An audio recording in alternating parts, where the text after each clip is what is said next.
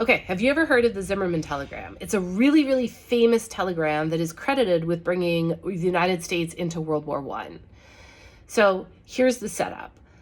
The foreign minister, Zimmerman, sends a telegram across using American cables to his ambassador in the United States, asking the ambassador to forward this message down to the ambassador in Mexico. And the Zimmerman telegram basically says to the Mexican leader, hey, if you want to invade the United States, we'll fully support you with resources, with arms, with anything you want. We think you should invade the United States, take back your territories, and you will have German support all the way. Now, the Zimmerman telegram got intercepted. The British decoded it. They shared it with the Americans. And the president of the United States at the time, Wilson, who had been trying to stay neutral so hard, he was like, we're neutral. And all he wanted to do was bring about peace and negotiate the peace, even though he was selling arms to Britain. So I don't know like how neutral you are, but whatever. He thought he was super neutral. He wants to bring around peace. He gets a copy of the Zimmerman telegram, and it's like, boom. The telegram was sent in January 1917. By April, the United States had declared war on Germany. So it's this really pivotal moment. And sometimes it's presented like, you know, if you do a counterfactual, if Zimmerman had never sent that telegram, would the United States have entered the war? Would the world be really different today? How much was the Zimmerman telegram responsible for? And like I said, I think it's best regarded as this moment of critical mass, this kind of last grain of sand that got added to the pile that caused the state change. Because here's the thing, right? So I've been knocking it out of the park lately with my used bookstore finds on history. So I just recently finished the Zimmerman telegram by Barbara Tuchman. This is a really, really interesting book. Now, I like a good Barbara Tuchman. I really enjoy her stuff. Sometimes she gets criticized for being a little bit too narrative, you know, writing history for us regular people instead of other historians. But I mean, she's got all of her resources, she's got all of her notes, it's well researched, and you can disagree with Barbara Tuchman's interpretation. I think she would have been cool with that. But she did a lot of work in this one, setting the context, right? The context of where that Zimmerman telegram landed.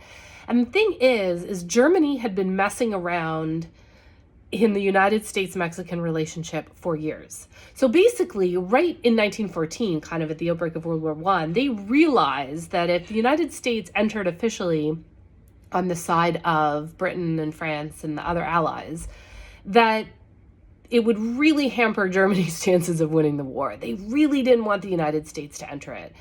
And so instead of just saying, okay, Wilson, he's all about the peace and he wants to negotiate and just letting that ride. No, the German establishment, German, like leadership, got really invested in Mexico. Now, Mexico at the time was going through a lot of political change as well. It was kind of coup after coup, and there were about 4 or 5 leaders vying for official leadership at this time. And Germany was backing some, and the United States, they were having their own struggles with, how to sort that out.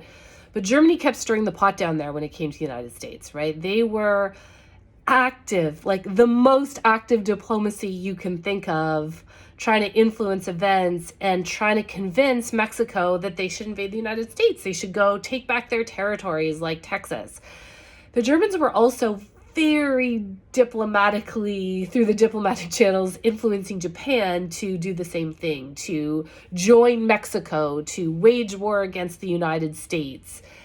And so Germany was stirring the pot. Like, there is no question. Lots of their actions. There was a headline, August 4th, 1916, where newspapers in the U.S. published an expose of the German plot to restore a coup leader and provoke war with Mexico. So, like, it's not like nobody knew this was happening. There had been lots of reports, lots of news reports, things filtering through diplomatic channels, things being intercepted. Germany was right in there trying to agitate Mexico and get them to declare war on the United States, because they figured if they did that, then the United States couldn't provide as many resources. They couldn't sell as many resources to the UK as they were doing, and it would tie them up. They wouldn't want to send troops over to Europe because they would have troops at their own border trying to defend, or, whatever Germany thought. So they thought they would tie the United States up in this conflict with Mexico. And so they'd been doing this, like I said, for years. So the Zimmerman telegram, it just landed. It landed at this moment where the agitation that Germany had been kind of trying to provoke, it reached its tipping point.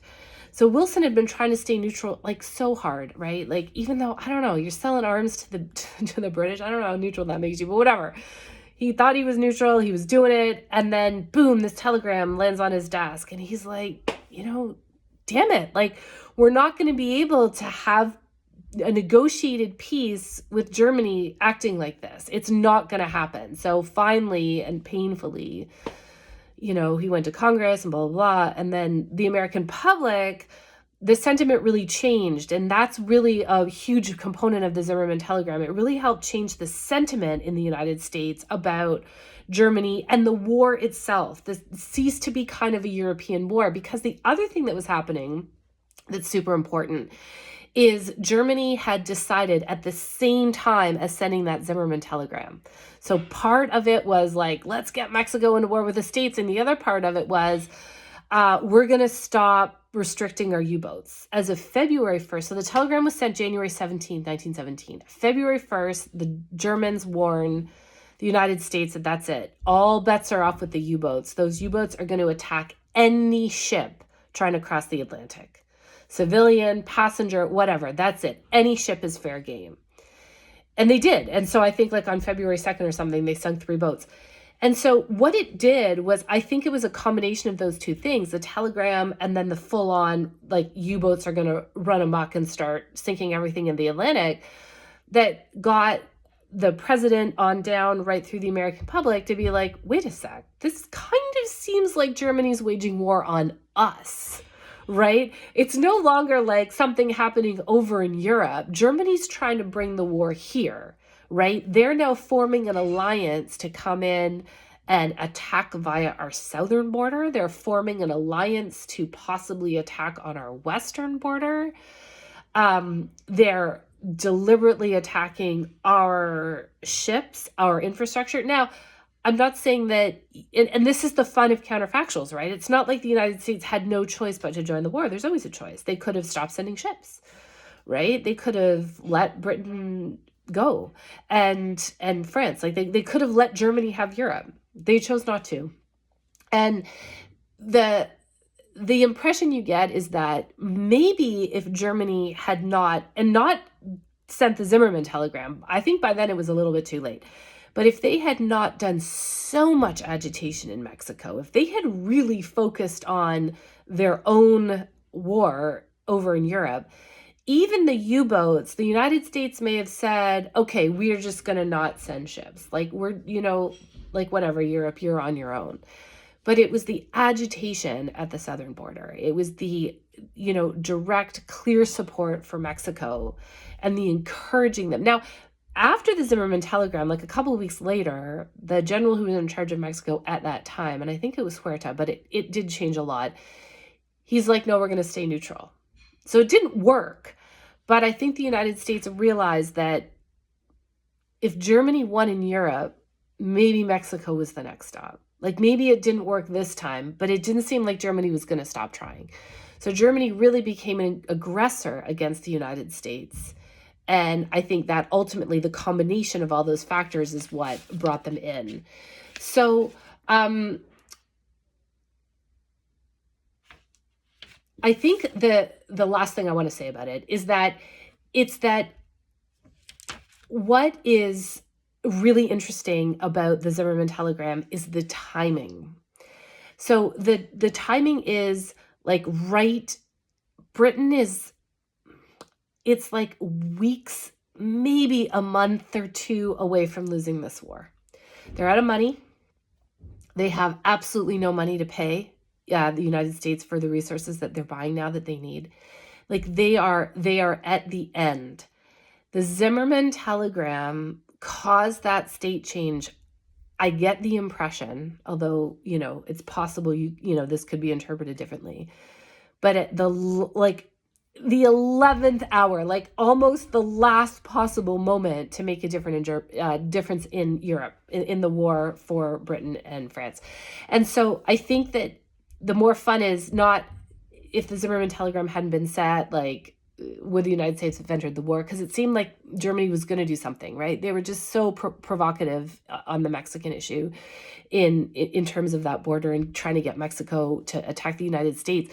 But the bigger question, the more fun question is what the timing. If the Zimmerman telegram had come earlier, would it have pushed the United States into war earlier?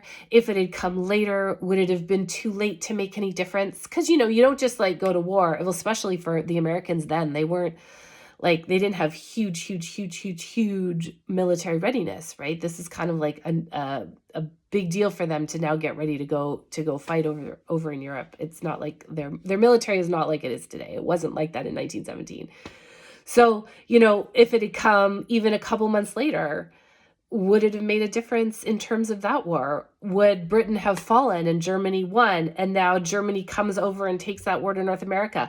So I think the fun of the counterfactual is not the binary of the United States entering, yes or no, but it's like, if you look at the timing of that telegram, if the timing had been different, how would history have played out differently? I think that's the fun of the question.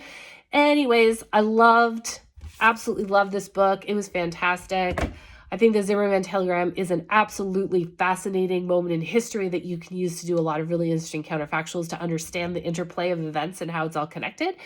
I'm sure other people have thoughts about the Zimmerman telegram. It's like a huge thing. So please share them. I'm super curious to know if you've ever thought about it in terms of a counterfactual or any other bits. I'm going to do another video on the SIGINT part of the Zimmerman telegram, because that is a whole other thing and it's super fascinating. But yeah, questions or comments, let me know. Otherwise, I hope everyone is doing fantastic as always.